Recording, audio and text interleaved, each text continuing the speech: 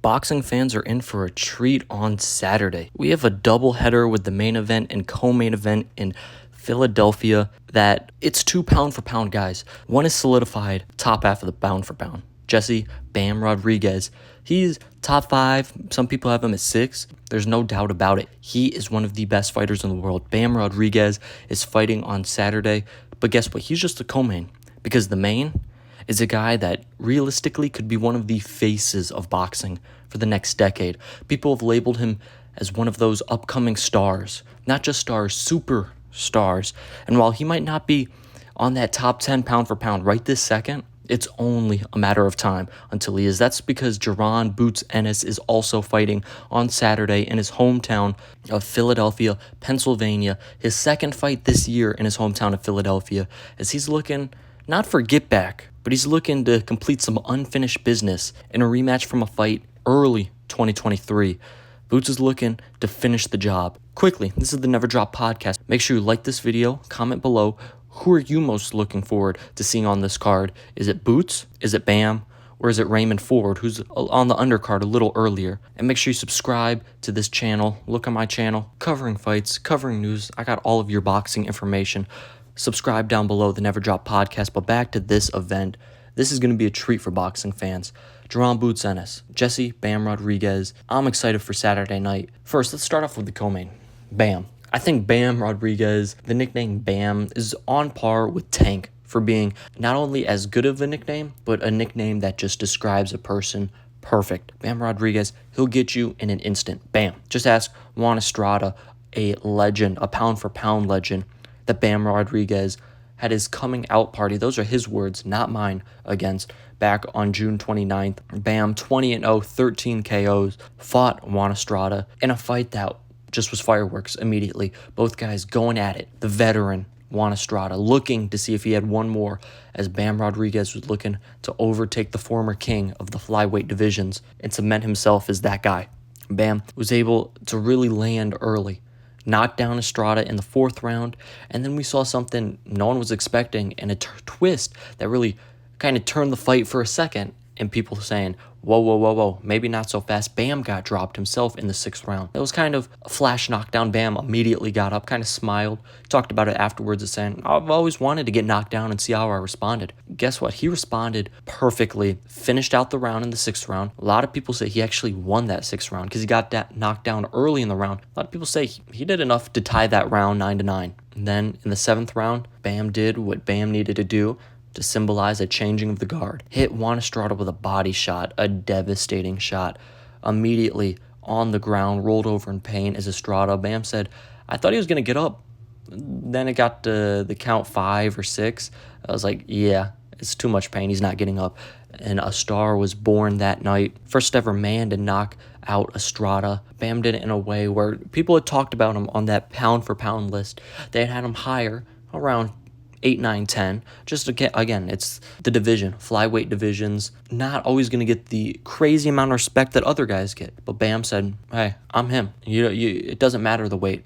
I'm that guy when it comes to these fights. That only elevated him. Obviously, I've mentioned 5 or 6 they have him, depending on where you're reading, and he's deserved it. Bam, he's one of those fighters that if you watch him on Saturday night for the first time, you're going to love him. He's fighting on the East Coast for, I believe, the first time in his career. I love it because he's going to be exposed to East Coast fans. He's from San Antonio, Texas, so he gets that Southern and Western fan base, being that that's where most of his fights have been in his career. Expanding to the East Coast to fight on a card with Boots in what's going to be a packed house. I was at the fight in July that Boots had at the Wells Fargo Center. Man, that place was packed. I expect it to be the same on Saturday night as Bam is fighting Pedro Guevara, a fight that it's a mandatory. As Bam said, I thought we were going to get the rematch with Estrada. He always said we were going to get the rematch. Then as time went by, he realized no rematch is happening.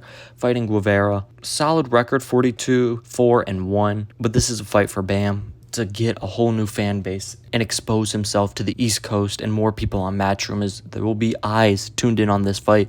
And that's because of the main event, Jaron Boots Ennis. Boots, we've talked about him many times on this channel. 32-0, 29 knockouts. His latest victim came on July 13th. David Avanesian, 5th round TKO. The question in that fight was, could Boots get rid of Avanesian before Terrence Crawford? The The answer was yes. He did it in between the 5th and 6th. Crawford got him out in the 6th round. Boots was able to do a splendid job. A lot of complaints where, hey, he got hit a little too much. He's supposed to have better defense.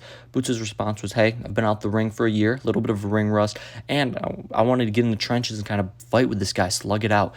So he did. Boots is now looking at Karen Chukwudazana. Excuse me if I didn't pronounce his last name correct. I'll be referring to him as Karen. A fight that we saw early 2023. That was on the Gervonta Davis versus Hector Luis Garcia undercard. That was the co-main in a fight that, if you go back, one of my very first videos on this channel was actually previewing and then reviewing that fight. I said Boots did not look great. And that's true because mainly Karen ran around the entire night. All three judges had it 12-0 Boots, a shutout, because Karen really didn't engage. Boots was looking for the knockout because he was close to home, didn't get it. It was kind of disappointing, but two need a tango for a fight.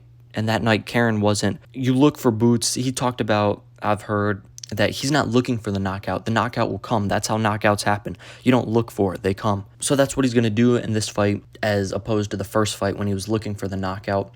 And you might be wondering, well, why is this guy getting a rematch if we want to see Boots against these top guys and he got dominated? Well, it's because the IBF, this was the mandatory. That's Boots' belt at 147. Karen was the mandatory, and fights with Terrence Crawford never developed, as Crawford saying, I want Canelo. In fact, I think Bomac said Crawford might retire if he doesn't face Canelo. And Brian Norman Jr., a fight that was supposedly in really good negotiations, fell apart. It was rumored Brian Norman was offered $1.7 million and said, no, I'm good, I want more. So that's why we're seeing the rematch between Karen and Boots. Boots doesn't want it. A lot of fans don't want it, but Boots, it's good for him to get back in the ring so quick. He'd taken a long time off between fights. He just wasn't getting too many fights at PBC. Matchroom's keeping him busy, which is good, and keeping him in his hometown in Philadelphia. It's going to be another spectacular event. And for Boots, now it's time to make a statement. Go get your 30th knockout one way or another. Got to be able to cut the ring off because you're going to expect Karen to be running around. Got to be able to cut the ring off and get the stoppage. Because if you don't get the stoppage against this guy, I don't care if he's running around, it's not going to look great. And you might lose a little negotiating power against guys when it comes to star power. Obviously, you have a belt at 147. Unification bouts are in the future in 2025. But if not, it's 154, a loaded division. We'll talk more about that in future videos about 154, especially if Boots goes to 54. Man, what a division that would be. But first, Boots has got to take care of Karen on Saturday, as I'm excited for this fight. I think both guys are going to get stoppages. That's how confident I am. I'm not even thinking twice about it.